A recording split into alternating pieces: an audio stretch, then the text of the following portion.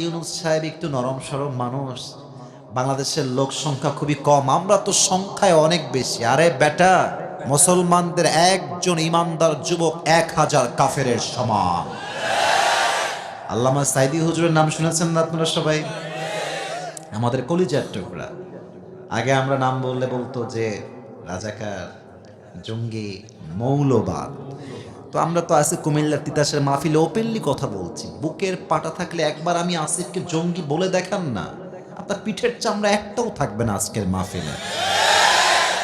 বাপের নামে বললেই, পক্ষে বললেই ভালো হুজুর, বাপের বিপক্ষে গেলেই হুজুর জঙ্গিবাদ। এটাই বুঝতে হবে, উপরে ফিটফাট ভেতরে সদরঘাট।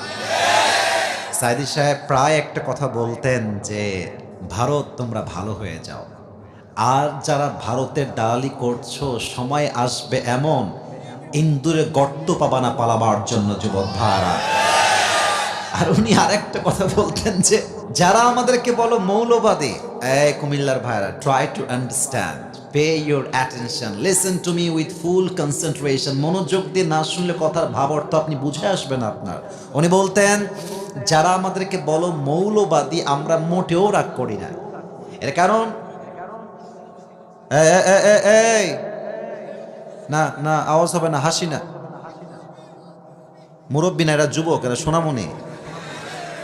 তোমাদের কুমিল্লা সব দিক থেকে ফেমাস ভাই, মিষ্টিতেও ফেমাস, মানুষেও ফেমাস। কুমিল্লার নামই একটা আলাদা ব্র্যান্ডে এত যুবক মারা।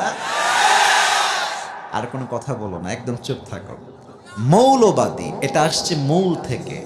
মূল মানে হচ্ছে একদম গোড়া।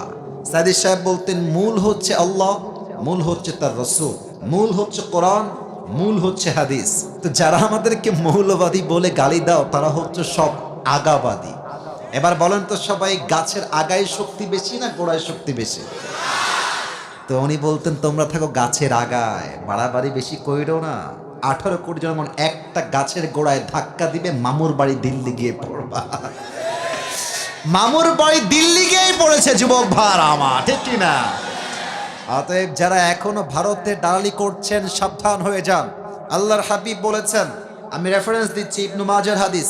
আল্লাহর হাবিব বলেছেন, আবু হুরায়রা রাদিয়াল্লাহু তাআলা আনহু থেকে বর্ণিত, 2 ধরনের মানুষ আল্লাহর জান্নাতে প্রবেশ করবে। এক, তারা যারা ঈসা আলাইহিস সালামের সঙ্গে সাথী হয়ে যুদ্ধ করবে, তারা আল্লাহর জান্নাতে যাবে। 2, তারা জান্নাতে প্রবেশ করবে যারা মুসলমানদের সঙ্গে গজওয়ায় একটা হিন্দ হবে, হিন্দুস্তানের সঙ্গে, এটার নাম হচ্ছে গজওয়ায় হিন্দ।